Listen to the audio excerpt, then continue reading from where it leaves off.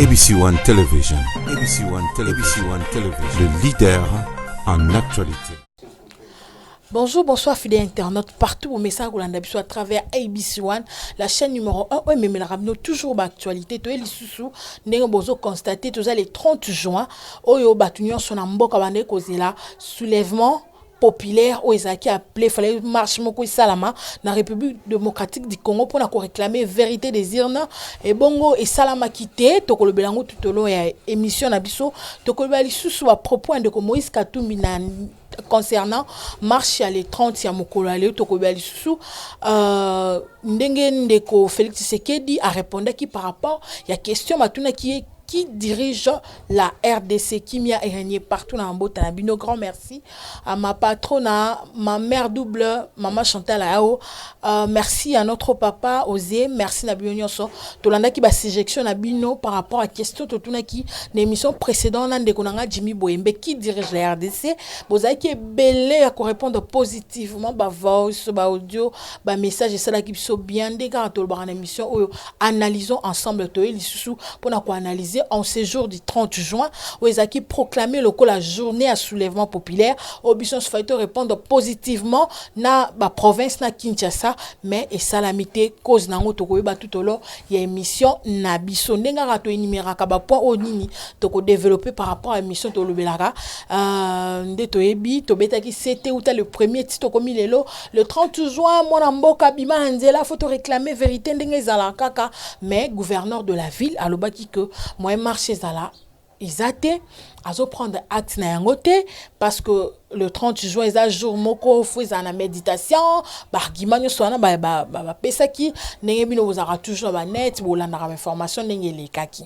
mais mokolo alelo ezala bande ko na biso batikaki pamba te ba maki na nzela bon point de chute ndenge ba msusu bazo pesa mo nungu non ba pesaki point de départ te ba pesaki ka point de chute échangère mais ezaki ke mo na mboka yo place oza bima to kutana point de chute na biso eza échangère na ebisa bino mbila la police na ninga ko sakana te toujours kana cadre ya ko boelo kwango et salama ndeko na biso numéro 4 Martin Fayulu Madidi ake ko se retrouver kuna quartier 1 toujours na cadre idéologie en marche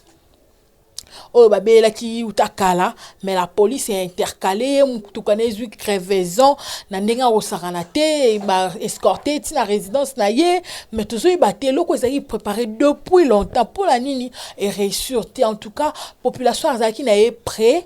ya robima la population azaki na ye motivé ya roluka loko ya lingi mais to comprendre te mokola lelo kimia ezali mais sauf que na selemba bana mboka babima ki ba tchetche ba pine na nzela la police landi ba onenga osaka te na Goma je vous informe ba tumbe ba pine tumbamaki population azalaki wana na nzela malgré la police mais moi le comment muke malgré et réussir nango te je vous dis puisque zana poto ba solo journal les 30 jours et réussir te parce que gouverneur ya ville aboya qui marche et salema bazo banga nini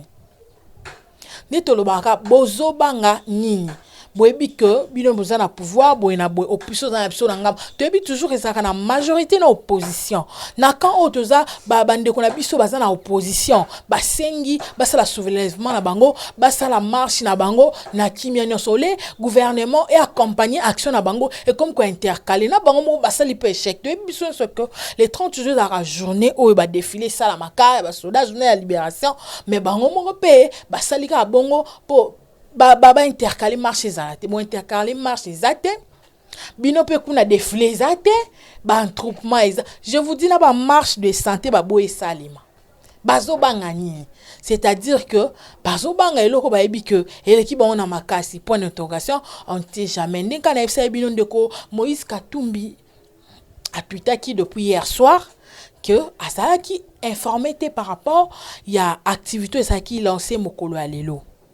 bande konanga to soy baté il y a en tant que communicateur il y a la muka ce qui contradiction ezokota pona nini oh ndeko Jean-Pierre Bemba tango ya ki na meeting et ça na s'intéresse à cela qui pour la mokolo le marché salama après ça qui moi discours wana bien sûr incita qui à la violence mais moi message wana eleka qui est moko pe à ça qui déjà prête pour na tina été ya ko répondre na marche à mokolo alelo wana bande comme susu na réseau local na ba information ba lobi que Jean-Pierre Mbemba le quoi les un certain 2005 le 30 juin abimaka na écran lo ba papa maman kanga bubwele na yo yango bango pe yepe fo bazongisa na nzela mais boyoka ki pe réponse na ya pesa ka bitoza boza na leçon ya ko pesa bisoté parce que bango ba comme na l'autre cas na opposition et ça revanche donini bango to ba sala ka opposition muta pekisaka bango azala raté bango pe koto balingi basala opposition na bango faut ko yemo Félix alobi opposition faisala d'une manière radicale mais pourquoi ko empêcher baninga basala eloko bango balingi en tout cas pesi pasi ndenge marche amko alelo est raté ndenge bandeko bazaki dispersé bien sûr des gars makasi salami nango te nyoso za nango kimia mais biso en tant que banaliste fallait ko tika baninga basala loko balingaki tina suka boyeba qu'est-ce qui allait se passer bien sûr boyeki parce que bokanisa ki bato ba okufa mais cette fois-ci ba pesa ka chance peut-être elinga kozala eloko ya malamu je parlais par rapport à ndeko Moïse Katumbi ninga lobi que asaki au courant par rapport ya marche mokolo alelo étant que communicateur pourquoi ndeko Moïse Katumbi azo se comporter d'une manière oyo ezali penza malamu tandis que na ba réseaux sociaux bazobelela batrake boa kama ki papa maman le 30 juin to mananzela pour la vérité de Ziona mais tozo ka moi ndeko Moïse Katumbi lobaki azala ki informé est-ce que ata réseaux sociaux est-ce que alanda ka information to ebi déjà que azana kan ya osala opposition républicaine basé belete bien sûr baza batu oyo baza déjà na bambongo na bango o bazoluka ba neutraliser force mususu metoko lembate papa maman toko belela le 30 juin mukolo ekoleka ba jour mususu koya ba préparatif nyoso ekozala lisusu neto lobaki toko lobaki lisusu likamwande ko Félix Tshisekedi par rapport à question ba poser qui na RFI soki y a eu des accords par rapport au pouvoir naïe parce que jusque-là on ne sait pas qui dirige la RDC répondant qui il sait bien que les alango dualité il sait bien que à côté si qu'on a pouvoir et sengeli ba solo là parce qu'il a beaucoup de choses à apprendre bande konanga est-ce qu'ils a réponse favorable à repese yango oko apprendre nini na mutu oyo asali 18 ans asali eloko te na mboka ko apprendre ko boma mboka to ko apprendre en tout cas réponse on est CPC bisoté mba na mboka pour na komona qu'il y a quelque chose oyo batami na sima tango zoloba pexami na ngote ko solo parce que lui étant que Bisson Souza 2 hommes d'État, j'ai des choses à apprendre chez lui. Et ça bien été. Ou quoi apprendre nini? Il y a quoi bisayo nini quoi informer. D'ailleurs kutu, en tout cas toujours incité te, toujours fingaté. Discours ya pamba azwaka tamula ite ya koloba français ayebika munoko mboka na bango soki ndenge nini en tout cas quoi apprendre nini ezopesa pasi luka o apprendre na bato basali malamu ki o apprendre na moto abomi asali mabe en tout cas bandeko na ngai mo eloko mukina melaki mino yango wana moi effondrement ou esalamaki kuna alwalaba et puis si pasi tozo compatir nous sommes de cœur na bandeko wana babungisi ba yaya ba papa bandeko parce que ba tu peux baleka ki ebele bandeko na ngai mboka eza pasi ba msu ba comment okekoluka tina ba mboka kuna ba creuser donc effondrement en tout cas bandeko na nga pour votre information eza causé parce que batu baleka ki ebele na mini wana tellement mini wana ko contenir batu beleti batu tellement batonda ki donc bazo creuser wana nde effondrement et salmi bandeko ba kufi to perdre pena batebele sali moi pasi 39 personnes ba kufi eza pena moi pasi mingi mais bakenda toujours na cadre ya ko luka vie nezala kaka to luka bana balia en tout cas mboka eza na pasi soki mboka ezala ki bien nyoso linga ezala malamu en tout cas nde na belaka toujours ba mama ba futa ba taxe ba futa ba ticket mbongo wana ekende wa tandis que to ko fongola dossier na mission koya to ebi que RDC ici est gaspillé plus de na me réservé par rapport à chiffre parce que na kangi penza bien tant aux informations na source plus de mbongo belé o ekokai ko sey dans 5 ans et gaspiller ngo pendant temps mukie mbongo wana ezaki na trésor public il fallait constituer épanouissement en mboka botonga ko sala soki neto belaka mais mboka na mbongo wana ba gaspiller ngo inutilement budget à 5 ans ba gaspiller yango na 6 mois tokoyeba question mark eke wapi na dei kaka eke wapi na kofuta soki nini tokoyeba yango. En tout cas bande konanga tozana pona tina ite baninga musu bazo isanga bazo benga ngai parti ça et là kolobake naza na tendance. Oui tozana biso na tendance te journaliste la église au musée du village soki to moni mabe za to na kan soki to moni malamu za na kan to na kan o. En tout cas bo teninga rigueur parce que tozana toujours pona osela musala ki tokozo pesa pasi mbongo ya mboka esengeli batelama mbongo ya mboka esengeli bana mboka nde ba jour ya na yango ezate ke bino lokola boza la tête ya pays bozwa mbongo bo gaspiller ezo pesa penza kitoko te toyebi que mbwa ba tante entre Félix na Kabila et Salamaki na ntina été à libérer ba prisonnier politique na ba exilé nyonso bazali bana mboka bakimaki pombo kezaki bien te ba corne c'est Salamaki pe échange Salamaki to kamo isusu lelo lisusu échange monsieur Salami ce ko ba échange ngo azolinga na etende sinde kona biso de fao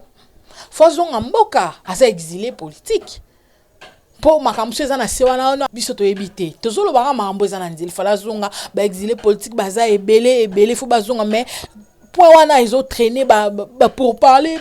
ils ont fait ça en tout cas bande konanga ba ali bana fo bazonga to fongola misto sepeli c'est là ba rumeur ba lobby ki ba invalidé ya la muka bazongisi bango déjà y compris de ko Jean Ngoubal mais biso linga ko pesa information na source c'est à vérifier tant to ko vérifier to memela bino lisusu en tout cas exactitude par rapport yali kambo wana en tout cas 105 personnes o ba kangi ba lobaki de ko Félix Sekeli par rapport au temps à bande ko battre nos campagnes na lobaki par rapport au kokanga ba ninyo ba prison bande konanga neboye baki ndeko Félix alobaki tant azo battre notre campagne na ye que le porte ya prison makala ko za fermer mais to kamwe ba bimisi batu 105 personnes au fubaki makala ba bandi armé ba kaimo la machete ba minduki ba okene prison makala est-ce que o ya lobaki na o ya zo sale kokani parce que na évité total nous par rapport à l'invalidation à lobby tout à l'heure que il y a eu des choses qui s'est passé choses inacceptables tandis que tant ba osala wana fallait azala au courant que le robot salam en tout cas zo pesa pasi bandeko balandi na biso en tout cas comme na makambo yo yango to tuna toujours peut to continuer tuna londo ko solution to ba réponse na bino botinda ki to ko ba qui dirige la RDC. Grand merci na bino nyonso bo preta ki biso attention ya ko landa pena moi émission na biso o to seli no par rapport à le 30 juin ndenge marché salamité ndenge ndeko Moïse Katumbi alobi que azaki au courant te ndeko auti ko la kisanga document oyo a signaki que ndenge marché ko zalantan que chargé communicateur ya la muka en tout cas à Ndima qui a signé depuis le 25 juin on me dit à côté a signé qui papier on a qui marche kozala mais lelo alobi ayeba quitté en tout cas pesi pasi bande konanga continue toujours ya ko benga continue toujours ya ko landa biso abonnez-vous massivement na émission ne kosala biso vrai bien. Grand merci à notre ingénieur Aimé Kasaka toujours présent na sima caméra. Grand merci à mon cordon Jimmy Boyembe. Grand merci na bino nyonso na moni Ade Kapela na moni Blaise Tankala na moni Dadimbe na moni batebele to continue toujours bo benga biso bo lembate